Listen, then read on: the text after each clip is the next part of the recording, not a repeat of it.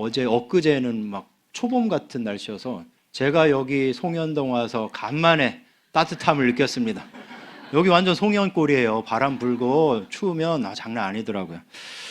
근데 이제 아침에 조금 쌀쌀해져서 이제 일부 예배 때 일찍 와서 약간 이제 떨면서 기도하고 있었는데 한 권사님 일찍 오셨어요. 일찍 오셔서 저 들으라고는 얘기하신 건 아니에요. 혼잣말 하셨는데 이게 뭐가 추워? 이거 하나도 안 추운 거요. 막 이러시는 거예요. 근데 왠지 저보고 저 들으러 가시는 거죠. 이 젊은 사람이 말이야 뭐 떨고 앉아있어 이런 게 들리더라고요. 그래서 떨지 말자, 힘내자 이렇게 생각을 했고요. 뭐 날씨가 춥든 뭐 덥든 우리가 모였을 때 이렇게 따뜻한 줄 믿습니다. 우리 모일 때마다 하나님의 은혜로 따뜻한 공동체가 되길 간절히 소망합니다. 사람은 어떤 식으로든 미래를 바라보게 마련이에요. 지금 어떤 미래를 바라보시나요? 부디 하나님의 은혜 안에서 적절한 때 아름답게 그 미래가 성취되길, 이루어지길 간절히 소망합니다. 그런데 방금 제가 바라본다라고 표현한 것에 집중해 주셨으면 좋겠어요. 여기서 바라본다라는 말은 무언가를 갈망하고 소망한다는 의미겠죠. 그냥 눈으로 어떤 물체를 바라본다 의미는 아니겠죠. 그래서 우리가 실망한 사람들에게 그렇게 축 처져 있지 말고 미래를 좀 바라봐 라고 말하기도 하고, 특히 우리의 다음 세대, 젊은 세대들에게 너의 미래는 아직 창창해, 네 꿈을 바라봐 라고 격려하기도 하죠. 그런데 그런 말들을 할 때 우리 그리스도인들이 던져야 할 질문이 있습니다. 그게 뭘까요? 나의 미래를 바라보게 하는 주체가 과연 누구냐 하는 거예요. 나의 미래를 바라보게 하는 주체가 있는데 그 주체가 과연 누구냐 하는 것이죠. 다시 말해서 내가 미래를 바라보는 것인가, 아니면 하나님이 미래를 바라보게 하는 것인가, 이 질문을 던져야 한다는 것입니다. 성도님들 어떻게 생각하세요? 이렇게 질문을 던지면 우리는 정답을 잘 알죠. 당연히 하나님이 바라보게 하시는 미래인 거죠. 맞습니다. 우리 눈을 들어 미래를 바라보게 하는 주체는 우리가 아니라 하나님입니다. 왜냐하면 우리 미래는 우리가 아무리 계획할지라도 결국 누구의 손에 달려 있으니까요? 하나님 손에. 우리 늘 그렇게 고백하잖아요. 인생을 살면 살수록 그렇게 고백하더라고요. 내가 살아온 인생을 돌아보면서 그렇게 고백할 수밖에 없고, 왜냐하면 나도 젊을 때는 막 계획하고 추진해보고 도전도 해봤는데 인생이 생각보다 호락호락하지 않거든요. 그러니까 지나온 삶을 돌이켜보니까 미래는 하나님이 바라보게 하시는 거고 인생은 하나님 손에 달렸구나. 고백 안 할 수가 없더라고요. 따라서 우리는 열심히 미래를 계획하되 결국 발걸음을 인도하시는 분은 하나님이라고 고백을 해야 됩니다. 그런데 우리는 가끔 우리 스스로 눈을 들어서 미래를 바라보는 실수를 저지르기도 하는 것 같아요. 왜 그럴까요? 오늘 본문을 통해서 그 이유를 알아보고 우리 자신을 좀 돌아봤으면 좋겠습니다. 오늘 본문을 보면 아브라함과 롯이 눈을 들어서 바라보는 장면이 나와요. 흥미로운 것은 둘 다 눈을 드는데 눈을 들게 하는 주체가 다르다는 것입니다. 그리고 결말도 완전히 달라졌다는 거예요. 먼저 아브라함이 눈을 드는 장면부터 살펴보도록 하겠습니다. 처음에 아브라함은 스스로 눈을 들던 사람이었어요. 그걸 어떻게 알 수 있을까요? 두 가지 사건을 통해서 알 수 있습니다. 첫 번째 사건은 아브라함이 애굽으로 내려간 사건이에요. 처음에 아브라함은 우리가 읽지는 않았지만 12장을 보면 하나님이 아브라함에게 가나안 땅으로 가라고 하시는 장면이 나오죠. 너는 본토 친척 아버지 집을 떠나서 내가 너에게 지시할 땅, 그 땅이 뭐예요? 가나안 땅으로 가라고 했어. 그래서 그 하나님 믿고 1000km나 떨어진 그 길을 걸어서 고생고생해서 가나안 땅에 갔는데 가나안 땅에 뭐가 든 거예요? 기근이 들었어요. 그러자 아브라함이 어떻게 했을까요? 자기 스스로 눈을 들어서 내가 살아볼 만한 땅을 찾았습니다. 찾았는데 그 땅이 어디였을까요? 애굽이었어요. 아브라함은 자기 스스로 눈을 들어서 바라보았을 때 약속의 땅을 버리고 애굽을 택한 거예요. 두 번째 사건은 아브라함이 애굽에 내려가서 자기 아내 사라를 잃어버릴 뻔한 사건입니다. 역시 12장에 나오는데요. 아브라함은 너무나 아름다운 사라 때문에, 자기 아내 때문에 자기가 죽을지도 모른다는 위협을 느꼈어요. 이 애굽 사람들이 나를 죽이고 아내를 뺏어갈지 모른다. 그런 위협감을 느낄 정도였어요. 사라가 얼마나 아름다웠으면 그랬을까요? 여기 계신 여성도님들만큼 아름다웠던 것 같아요. 역시 기분 좋아하시네요. 제가 한 찬양대에서 기도하다가 저도 모르게 하나님께서 아름다운 목소리로 우리 성도님들에게 은혜를 끼칠 뿐만 아니라 아름다운 얼굴로도 은혜를 끼치게 해주세요 라고 기도가 나온 거예요. 그리고 나서 제가 나가는데 막 기분 좋아하는 그 소리가 막 들리더라고요. 너무 기분 좋으셨던 거예요. 제가 가끔 사모에게 왜 이렇게 예뻐? 라고 얘기하거든요. 그러면 사모는 그래요. 근데 입꼬리가 이만큼 올라가 있어요. 우리 남자 성도님들 아내 예쁘다고 많이 해주시기 바랍니다. 그럼 안 그래도 예쁜데 더 예뻐질 거예요. 반응이 남편분들 뭐 반응을 제가 민망합니다. 어쨌든 사라의 아름다움 때문에 위협을 느낀 아브라함은 사라를 누구라고 속였죠? 자기 여동생이라고 속였죠. 그러자 사라가 누구의 아내가 될 뻔했나요? 애굽 왕 바로의 아내가 될 뻔했어요. 보세요. 아브라함이 자기 살자고 자기 욕망을 따라 눈을 드니까 어떤 결과가 생겼나요? 하나님이 약속하신 땅도 버렸고 하나님의 약속의 후손을 낳아줄 아내도 버렸잖아요. 눈 한 번 잘못 들었을 뿐인데 생각보다 안 좋은 결과가 생기네요. 원래 하나님이 아브라함에게 보여주신 미래는 이게 아니었어요. 어떤 미래였을까요? 우리 함께 창세기 12장 1, 2절을 화면을 통해서 읽겠습니다. 시작.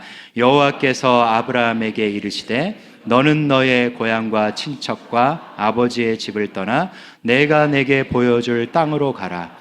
내가 너로 큰 민족을 이루고 내게 복을 주어 내 이름을 창대하게 하리니 너는 복이 될지라. 아멘. 우리가 너무나 잘 아는 말씀이죠. 다시 1절을 보세요. 하나님이 내가 내게 보여줄 땅으로 가라고 말씀하시죠. 이 말씀처럼 아무리 기근이 들고 척박해 보여도 가나안 땅은 무엇이었을까요? 아브라함이 바라봐야 할 미래였어요. 또 2절을 보세요. 내가 너로 큰 민족을 이루고 라고 말씀하시잖아요. 아무리 내가 지금 죽게 생겼어도 아내 사라를 통해 큰 민족을 이루는 것이 뭐였을까요? 아브라함이 바라봐야 할 미래였어요. 그런데 자기 욕망을 따라 눈을 들어보니 약속이고 아내고 다 보이지 않았던 거예요. 오직 나는 살아남아야 해.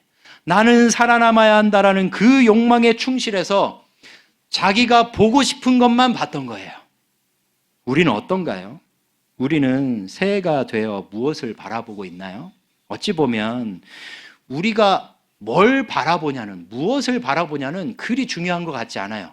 왜냐하면 별 차이가 없을 거니까요. 가령 건강을 바라보시나요? 누가 건강한 미래를 바라보지 않아요. 다 건강하길 바라죠. 또 가정 경제와 국가 경제가 작년보다 나아지길 바라시나요? 우리 국민 중에 누가 그걸 안 바라겠어요? 또 자녀가 잘 되길 바라시나요? 여기 계신 부모 중에 자녀가 안 되길 바라시는 분이 어디 있겠어요? 나는 안 돼도 내 자녀는 잘 되길 바라는 게 부모 마음이잖아요. 보세요. 우리가 바라보는 거 별 차이가 없어요. 그런데 그것을 바라보게 하는 주체는 차이가 날 수 있어요. 둘 중에 하나거든요. 내가 바라보든가 하나님이 바라보게 하시던가. 우리는 어느 쪽일까요? 솔직히 돌아보았으면 좋겠습니다. 한 가지 잊지 않으셨으면 좋겠어요. 내가 바라보는 주체가 되면 어느새 내 욕망이 개입해서 원치 않는 결과가 생길 수 있습니다. 우리의 믿음은 욕망을 억누르는 작용을 하거든요. 욕망은 다른 데서 주입되는 게 아니에요. 이미 우리 안에 있어요. 그런데 내가 내 눈을 들어서 보면 욕망이 바로 개입해서 욕망을 투영해서 내가 보고 싶은 것만 보게 만들어요. 원치 않는 결과를 얻게 만들어요. 그래서 우리의 믿음이 중요한 거죠. 우리가 어느 쪽인지 솔직히 돌아봤으면 좋겠는데요. 금쪽 같은 내 새끼라는 그 프로그램 아셔요? TV 프로그램? 유명해서 아실 거예요. 오은영 박사님 나와서 코칭해주고 이제 좀 문제 행동이나 정서를 보이는 그런 아이들을 데리고 부모가 의뢰하는 거예요. 오은영 박사님 좀 도와주세요. 우리 힘으로 안 되겠어요. 이러다 우리 가정 깨지겠어요. 그래서 한 번씩은 보시면 참 도움이 됩니다. 부모 교육으로서 도움이 되고 우리의 손주 세대들을 위해서 기도할 수 있게 돼요. 근데 재작년에 한 에피소드가 나왔는데 이 엄마가 젊은 엄마인데 수학 교사가 되고 싶었는데 너무 가난했나 봐요. 웬만한 젊은이들 당시면 뭐 대학 갈 수 있었잖아요. 대학을 못 간 거예요. 그러니까 자기의 꿈인 수학 교사의 꿈도 포기한 거죠. 그러니까 한이 맺혔어요. 한이 맺히면 누구한테 그 한을 풀까요? 자식한테 풀잖아요. 아들이 이제 중학교 1학년 올라가요. 이제 사춘기가 될 만할 때인데 아들한테 공부한 거예요. 공부한 거예요. 또 이 나이 때 남자애들은 게임으로 친구들과 사귀기도 하고 자기의 노는 시간을 가져요. 우린 게임만 하면 무조건 이렇게 안 좋게 보는데 그러니까 거기에 빠지지만 않으면 게임은 이 아이들한테 놀이 문화예요. 우리 때랑 다르죠. 우리 때는 그냥 나가서 무조건 놀았어야 되는데 얘네들은 노는 문화가 그거예요. 근데 게임 조금만 하면 너 게임에 빠져서 중독이야. 너 공부 이렇게 하니까 얘가 반항을 해서 게임에 진짜 빠져버린 거야. 게임 중독에 빠져버린 거야. 그러면 이제 더 크게 부딪히겠죠. 너 게임 중독이야. 너 안 돼 하면서 싸우니까 엄마가 압박하니까 얘가 나중에 엄마에게 손찌검을 하더라고요. 자기 욕망으로만 아들을 바라봤을 때 이런 원치 않는 결과가 생긴 거예요. 우리는 어떤가요? 과연 우리는 무엇을 바라보고 있나요? 잊지 마시기 바랍니다. 무엇보다 더 중요한 것은 누가예요, 누가. 누가 바라보고야 하느냐에 따라 그 무엇이 복이 될 수도 있고 독이 될 수도 있습니다. 복과 독은 한 끗 차이예요. 그 글자처럼. 가령 돈이 우리에게 복이 되는지 독이 되는지는 돈에 달려있는 게 아니에요. 돈이 무슨 죄예요? 그건 종이 쪼가리에 불과하죠. 그것을 바라보게 하는 주체가 누구냐에 따라 돈이 우리에게 복이 될 수도 있고 독이 될 수도 있는 것입니다. 우리는 새해 무엇을 바라보고 있나요? 아마 우리는 나쁜 것을 바라보진 않을 거예요. 우리 다 신앙 양심이 살아있는 그리스도인이니까 나쁜 거 바라볼 리가 없죠. 우리는 그리스도인들이니까요. 그러니 무엇을 바라보시든 그것을 바라보게 하는 주체가 누구냐? 내가 지금 내 욕망을 따라 눈을 들어서 그것을 바라보느냐? 아니면 하나님이 내 눈을 들게 하셔서 바라보느냐? 요걸 고민하셔야 됩니다. 요걸 점검하셔야 됩니다. 다음으로 롯은 어땠는지 살펴보겠습니다. 안타깝게도 롯은 삼촌 아브라함을 닮은 것 같아요. 아브라함처럼 자기 스스로 눈을 들어봐요. 오늘 본문 10절을 읽겠습니다. 10절입니다. 시작.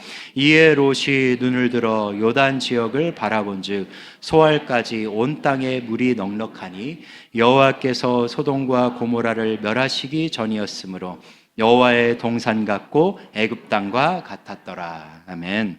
8절부터 보면 아브라함이 롯과 갈라져 살기로 마음을 먹었어요. 너무 양떼와 가축이 재산이 많아지니까 식솔들도 많아지니까 우리 헤어지는 게 낫겠다 한 거죠. 그래서 네가 살 곳을 먼저 정해봐라 라고 양보까지 해줬어요.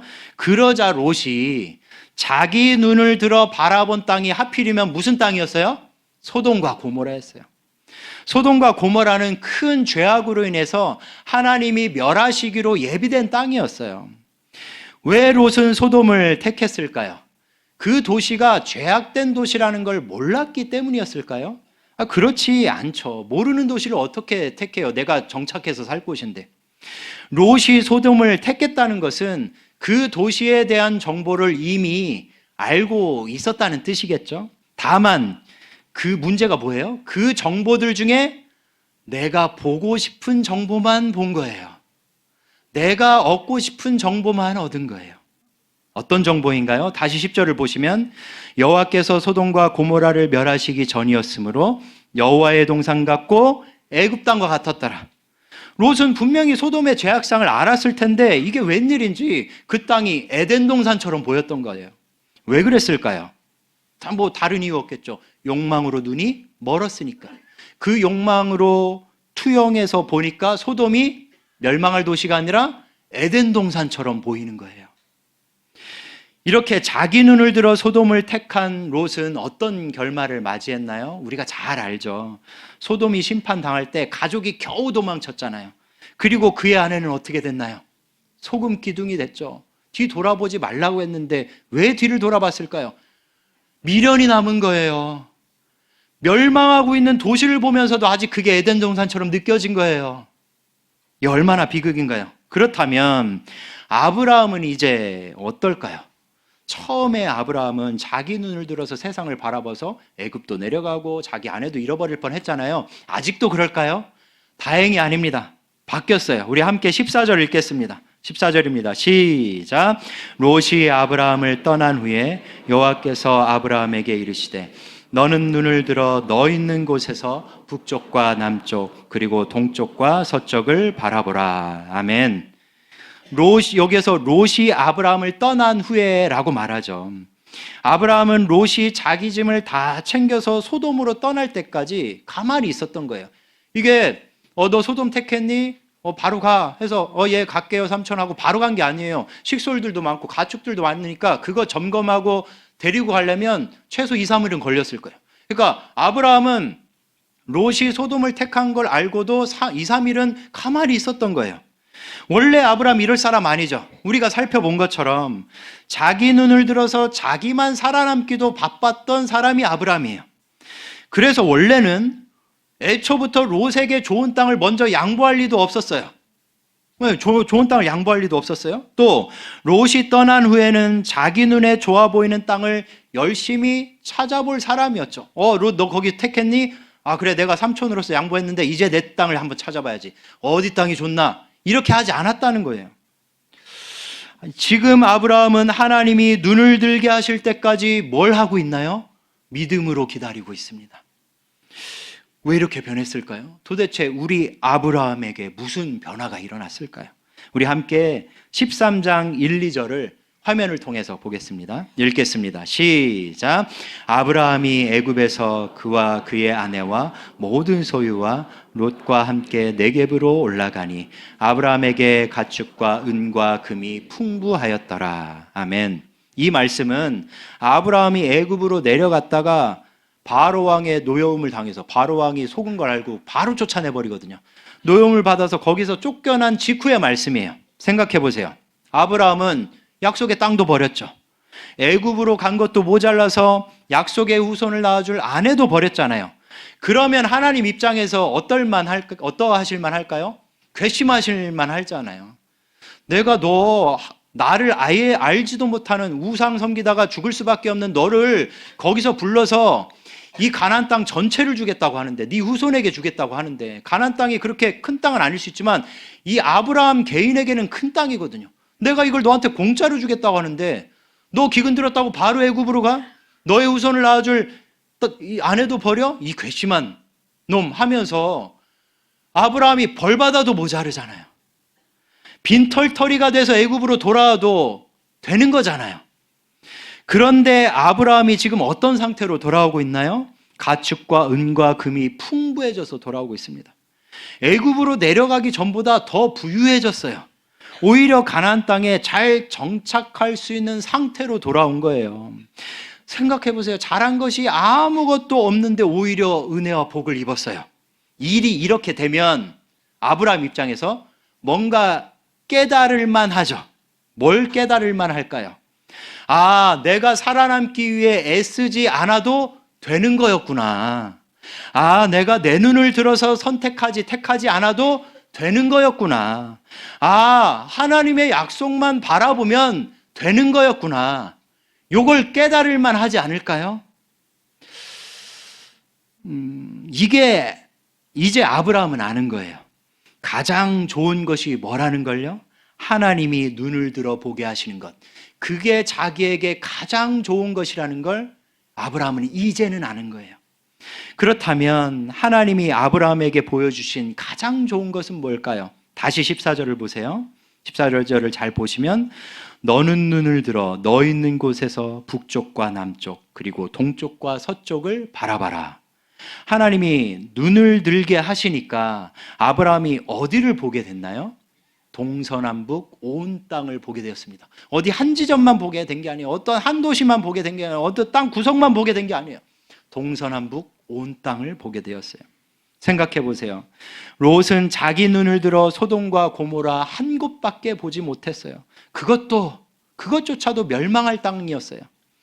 욕망을 따라 눈을 드니까 시야가 아주 좁아졌는데 그나마 안 좋은 곳만 본 거예요. 그런데 하나님이 아브라함의 눈을 들게 하시니까 어디가 눈에 들어오나요? 동서남북 온 땅이 눈에 들어오는 거예요. 하나님이 약속하신 가나안 온 땅이 아브라함 눈에 그제서야 들어온 것입니다.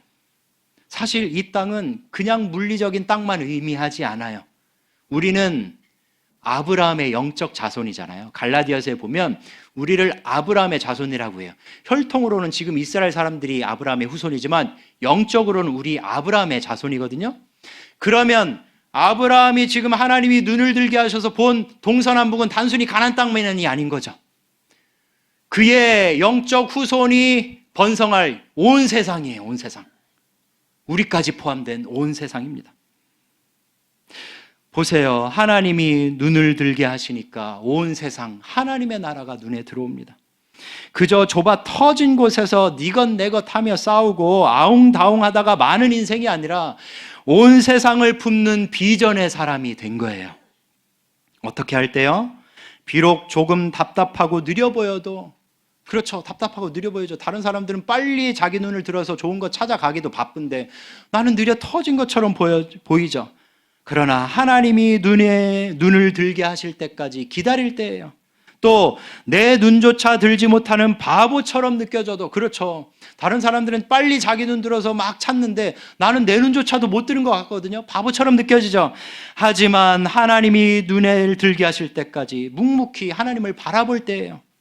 또 사람들이 더 좋은 것을 보는 것 같지만, 그렇죠, 사람들은 눈을 들어서 이게 좋네 저게 좋네 하면서 비교하면서 가장 좋은 것을 선택하는 것처럼 보이잖아요. 그러나 하나님이 보여주시는 것이 가장 좋은 것임을 인정할 때예요. 바로 그때 우리의 눈에는 하나님이 펼쳐주시는 동서남북이 보이는 것입니다. 그 미래는 내가 상상하던 것, 내가 예상하던 것, 내가 계획하던 것 이상일 거예요. 제가 작년에 그랬습니다. 제 주변 사람들 중에는 이렇게 말하는 사람들이 있었어요. 빨리 선택하세요. 그러다가 이도 저도 안 될 것 같아요. 상황이 좀 좋지 않게 돌아가잖아요. 좀 소망 없어 보이지 않아요? 이렇게라고 말했어요. 도대체 제가 지금 무슨 말씀 드리는지 궁금하시죠? 안 가르쳐 드릴 거예요. 안 가르쳐 드릴 거고, 프라이버시가 다 있습니다. 뭐 또 덕이 안 될 수도 있고요. 근데 뭐 심각하게 상상은 또 하지 마시고, 목사님 도대체 어떤 일이 있었던 거야? 저 목사님 뭐 너무 그렇게 또 그냥 있을 만한 일이에요. 근데 이제 목사도 인간인지라 때로는 이래저래 재보고 계산기 두드려 보고 뭘 바라봐야 할지 고민도 하긴 해요. 목사도 연약한 인간인지라. 다만 저는 제 주변에서 그런 말들이 들릴 때마다 과연 내 안에 잘못된 욕망은 없는지, 과연 나는 하나님이 바라보게 하시는 것을 보고 있는지, 아니면 내가 보고 싶은 것만 보고 있는지 계속해서 자문했어요. 스스로 물어봤어요. 그리고 묵묵히 상황을 감당하며 기도했습니다. 하나님, 저는 잘 모르겠어요. 제가 하나님께 이렇게 저렇게 해달라고 기도하는 이 기도가 잘하는 것인지 잘 모르겠습니다. 다만 주님, 제가 순수하다고 생각하신다면, 그렇게 생각하신다면 저에게 당신의 세상을 보여주세요. 하나님의 나라를 보여주세요. 라고 기도했어요. 그리고 그렇게 묵묵히 상황을 감당하고 기도한 결과가 뭔지 아세요? 바로 인천중앙교회입니다. 인천중앙교회예요. 인천중앙교회는 제가 본 것 이상의 세상이었어요. 하나님이 저에게 보게 하신 동서남북입니다. 아니, 인천중앙교회가 속한 송현동, 동구, 인천 전체가 하나님이 저의 눈을 들어서 바라보게 하신 하나님의 나라였어요. 할렐루야. 성도님들은 어떠세요? 성도님들의 동서남북은 어디인가요? 잊지 마시기 바랍니다. 스스로 눈을 들어 세상을 보면 보고 싶은 것만 봐요. 근데 안 믿는 사람들도 다 자기 스스로 눈을 들어서 보고 싶은 것만 보거든요. 근데 보고 싶어 하는 것들이 다 한정돼 있어요. 각자 다 다르면 부딪힐 일 없어요. 근데 돈, 명예, 권력, 성공, 요 몇 가지거든요. 그러니까 다 눈을 들어서 그걸 쫓아가니까 서로 부딪힐 수밖에 없고 깨질 수밖에 없고 무한 경쟁 속으로 들어가고 마음이 메마르고 정신병 생기고 그러는 거예요. 그러나 하나님이 눈을 들러 보게 하시면 내가 보지 못했던 동서남북이 보일 것입니다. 우리처럼 작고 부족한 사람들이 감히 하나님의 세상을 보게 된다는 거예요. 감히 하나님 나라를 꿈꾸게 된다는 거예요. 우리가 뭐가 잘났나요? 육체도 안 좋고 뭐 세상적인 지위도 별로 없고 지혜도 능력도 대단하지 않잖아요. 그런데 하나님이 눈을 들어 보게 하시면 감히 우리가 하나님의 나라를 꿈꾸는 거예요. 세상 사람들처럼 자기가 보고 싶은 것만 보다가 아웅다웅 하면서 인생을 끝내는 게 아니라 하나님의 나라를 살다가 인생을 끝내는 거예요. 원래 그게 하나님이 우리를 구원하신 목적이에요. 하나님이 왜 우리를 구원하셨을까요? 내가 너를 구원하긴 했지만 천국 올 때까지는 네가 알아서 살아야 된다. 이 괴롭고 힘든 세상에서 네가 알아서 버티다 잘 와라. 하나님이 그러신 걸까요? 아니죠. 하나님께서 눈을 들어서 하나님께서 이루고자 하시는 하나님 나라를 우리에게 보여주고 싶으신 거예요. 그 나라를 우리 가정과 직장과 이웃 속에서 살아내게 하려고 하시는 거예요. 그러니 하나님이 눈을 들게 하실 때 눈을 들어서 하나님 나라를 바라보시고 그 나라를 사시길 간절히 소망합니다. 우리 모두 올해에는 좁은 시선에서 벗어나 하나님의 시선으로 우리 인생과 세상을 보길 간절히 소망합니다.